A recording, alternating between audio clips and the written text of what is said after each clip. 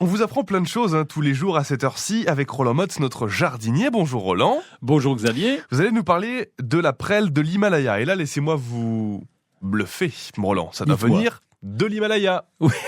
Alors, vous êtes trop fort. Alors oui, bravo, je Merci. vous félicite si c'est ce que vous attendiez. Oui. Et donc cette prêle, eh bien les jardiniers la connaissent, ça va la même famille en tout cas, parce que on a souvent une herbe indésirable qui pousse un peu partout, qui s'appelle Equisetum arvense, et donc c'est ce qu'on appelle la prêle des champs. On l'appelle aussi la queue de cheval, la queue de rat. Ça fait des tiges et puis ça se répand un peu partout. C'est ennuyeux. Et elle fait partie de la même famille que notre prêle décorative, cette prêle de l'Himalaya. Donc vous nous parlez d'une plante ennuyeuse aujourd'hui. Non, je vous parle de l'autre, sa copine, sa cousine très proche qui, elle, est décorative. Et donc cette prêle, quand même, faut savoir que ce sont des plantes préhistoriques qui n'ont ni fleurs, ni fruits, un peu comme les fougères. Mais c'est une plante quand même. C'est beau quand même.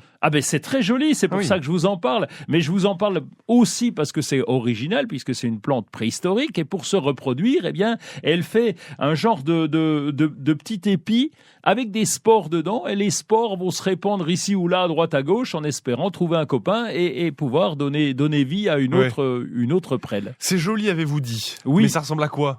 Alors, c'est des grandes tiges allongées, on dit queue de rat, donc vous imaginez une queue de rat, ça c'est pour les petites, mais là, en plus grand, donc ça va faire 1 mètre, 1,50 m de haut. Ah oui, d'accord. Et donc ça se met en pot, et donc ça fait des tiges toutes droites, bien vertes, avec des petits anneaux un peu bruns, et donc c'est plutôt...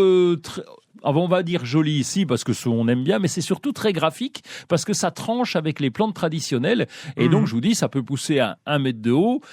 Ça aime bien avoir beaucoup d'eau. Donc là, on peut les mettre en pot et bien les arroser, même au bord d'un bassin, ça peut convenir. Et on laisse un peu d'eau au fond de la soucoupe ? Oui, là on peut. Ah, là, on peut. Alors oui, je vous disais, c'était hier, où je vous disais, il faut faire gaffe surtout pour les plantes d'intérieur. Oui, mais là, ça dépend des plantes. Et elle, par contre, on s'en fout. Et c'est une plante d'extérieur, elle doit rester à l'extérieur, on la rentre pas. On peut même la planter en massif, et ça fait très joli, à condition évidemment que ça soit dans un terrain plutôt très humide. Ça s'appelle prêle de l'Himalaya, donc j'imagine que la fraîcheur, même du haut du taux, elle supporte. Elle s'en fout totalement.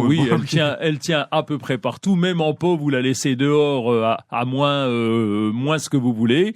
Et à ce point-là. Oui. Alors, c'est inutile de la mettre au congélateur pour faire le malin. Non, ça reste dehors quand même. Ça a besoin de lumière comme toutes les autres plantes. Vous me prenez pour un imbécile. Oh non. Et vous avez bien raison, Roland. Non. Ça peut se mettre quand même à la maison, justement, dans un salon ? Non, non, justement non, parce que c'est une plante qui a besoin de son froid, prêle de l'Himalaya. Et certaines plantes ont besoin d'un hiver très marqué pour pouvoir se développer correctement, et c'est son cas.